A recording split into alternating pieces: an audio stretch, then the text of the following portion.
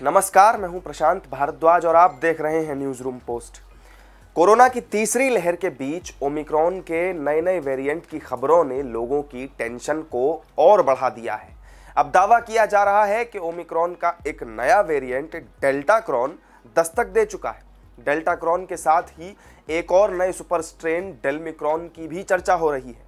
Omicron का नया variant delta Crohn कितना खतरनाक है, डेल्टा और ओमिक्रॉन से बना ये नया वेरिएंट कहां कहां फैल चुका है, आपको इन सारे सवालों का जवाब हम देंगे। लेकिन उससे पहले आपको कोरोना से जुड़ी बड़ी खबरें बता देते हैं। तो पहली बड़ी खबर यह है कि मशहूर गायिका लता मंगेशकर कोविड पॉजिटिव हो चुकी हैं। कोरोना संक्रमण के बाद उन्हें मुंबई के ब्रीच कैंडी अस्पताल में भर्ती कराया गया है।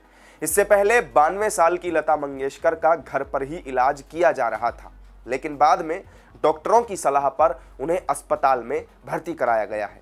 डॉक्टरों ने बताया है कि लता मंगेशकर को एहतियात के तौर पर अस्पताल में भर्ती कराया गया है। वहीं दिल्ली से एक और बड़ी खबर यह है कि कोविड-19 और ओमिक्रॉन के बढ़ते संकट को देखते हुए राजधानी दिल्ली में ज़रूरी सेवाओं को छोड़कर सभी प्राइवेट दफ्तरों को बंद करने का फैसला किया गया है। यानी अब दिल्ली के निजी दफ्तरों के कर्मचारी वर्क फ्रॉम होम के तहत ही काम करेंगे। कोरोना और ओमिक्रॉन के बढ़ते खतरे के बीच एक और नए कोरोना के वेरिएंट की पुष्टि हुई है, जिसका नाम है डेल्टा क्रॉन।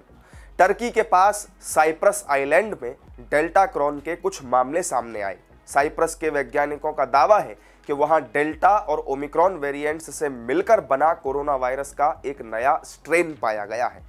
आपको बता दें कि ओमिक्रॉन की वजह से जनवरी के पहले हफ्ते में दुनिया में कोरोना के रिकॉर्ड केस दर्ज किए गए थे।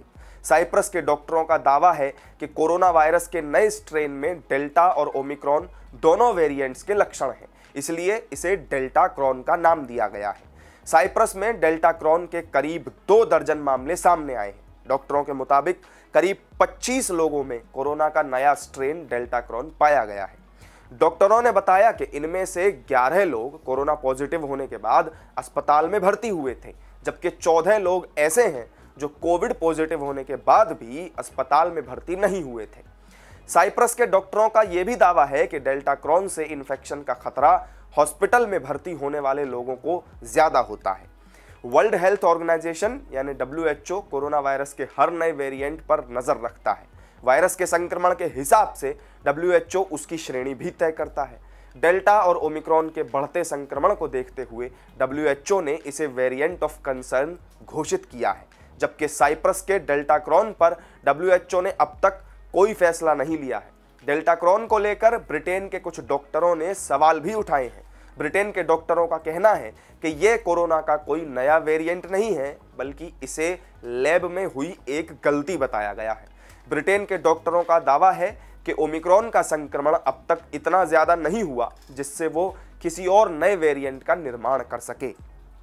कई डॉक्टरों का यह भी मानना है कि ओमिक्रॉन को फैले अभी कुछ ही हफ्ते हुए हैं। ऐसे में इस बात की आशंका बहुत कम है कि वो किसी और वेरिएंट के कॉम्बिनेशन से मिलकर कोई नया वेरिएंट बना सके। वैसे इससे पहले भी पिछले साल दिसंबर में कोरोना का एक नया वेरिएंट होने की बात सामने आई थी, लेकिन बाद में इसका संक्रमण ज्यादा खतरनाक साबित नहीं हुआ।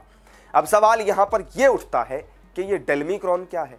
इस पर कुछ विशेषज्ञों का दावा है कि कोरोना के डेल्टा वेरिएंट और ओमिक्रॉन वेरिएंट मिलकर एक सुपर स्ट्रेन बना रहे हैं, जिसे डेल्मिक्रॉन कहा जा रहा है।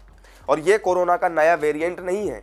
कई डॉक्टरों का मानना है कि अगर किसी कोरोना पॉजिटिव व्यक्ति में डेल्टा और ओमिक्रॉन दोनों का संक्रमण पाया जाए तो इसे डेल्मिक्रॉन कहा जा रहा है। कमजोर इम्यून सिस्टम वाले लोगों के डेल्टा और ओमिक्रॉन दोनों ही वेरिएंट्स से संक्रमित होने का खतरा ज्यादा रहता है, और ऐसे ही लोगों के अंदर डेल्टा और ओमिक्रॉन के वायरस मिलकर नया सुपर स्ट्रेन डेल्मिक्रॉन बना रहे हैं। तो हमारी इस वीडियो में फिलहाल इतना ही। फिर मिलेंगे एक नई वीडियो में नई जानकारी के साथ। तब तक आप जुड़े रहें हमारे साथ और देखते रहिए न्यूज़ रूम पोस्ट। नमस्कार।